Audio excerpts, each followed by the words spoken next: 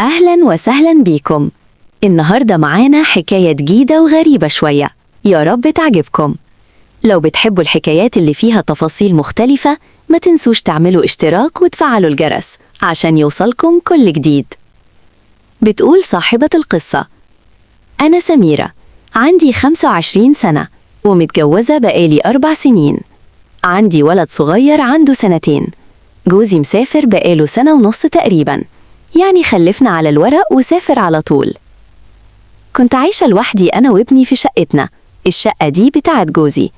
عندي أخت أكبر مني اسمها أميرة، عندها 27 سنة. أميرة اتجوزت وهي صغيرة، كان عندها 18 سنة تقريباً، ودلوقتي عندها ابن عنده 14 سنة في أولى إعدادي.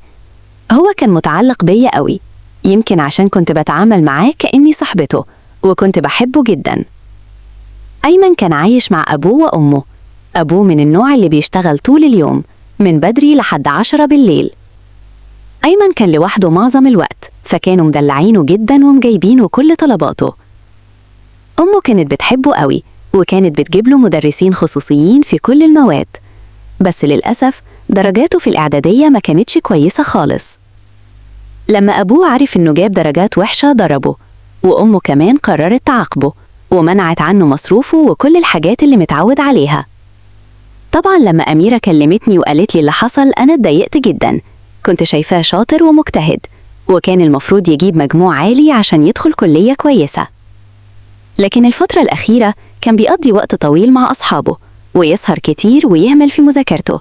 بصراحة شكيت إنه ممكن يكون بيعمل حاجات مش كويسة، يمكن حتى بيشرب حاجة، الله أعلم. كلمت أمي وقلت لها: خلاص ابعتيه يقعد عندي كام يوم وأنا هحاول أتكلم معاه وأعقله. لما أيمن جه عندي لاحظت إنه قريب مني جدا، وكان بيناديني باسمي سميرة من غير ما يقول يا خالتي، وأنا كمان كنت بتعامل معاه كأني صاحبته مش ابن أختي. كنت بحكي له حاجات كتير وهو كمان كان بيحكي لي، مثلا يقول إنه معجب ببنت في الدرس وعايز يرتبط بيها، أو يحكي عن المشاكل اللي بينهم.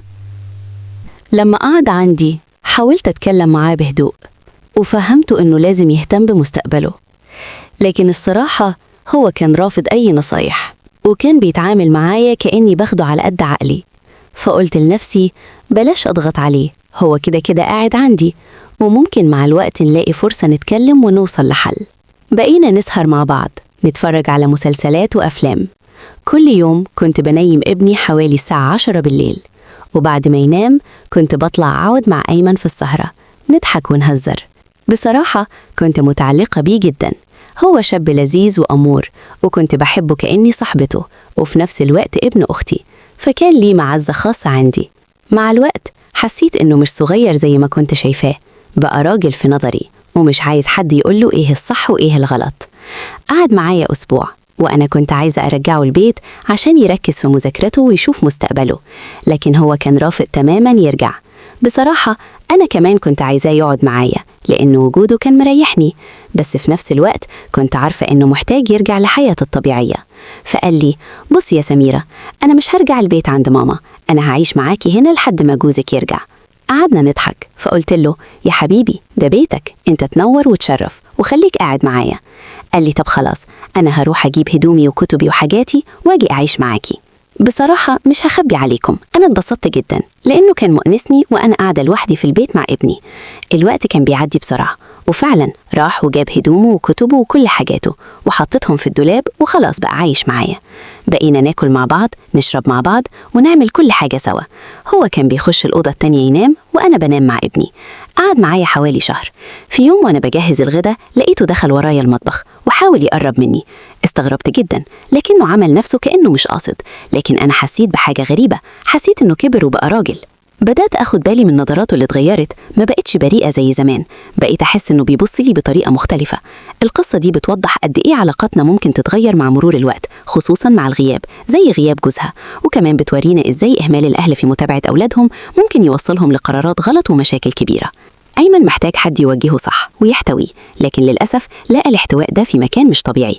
الخلاصة إن غياب الإرشاد السليم والمتابعة من الأهل خصوصاً في سن المراهقة ممكن يؤدي لتصرفات غير مقبولة أو نتائج غير متوقعة.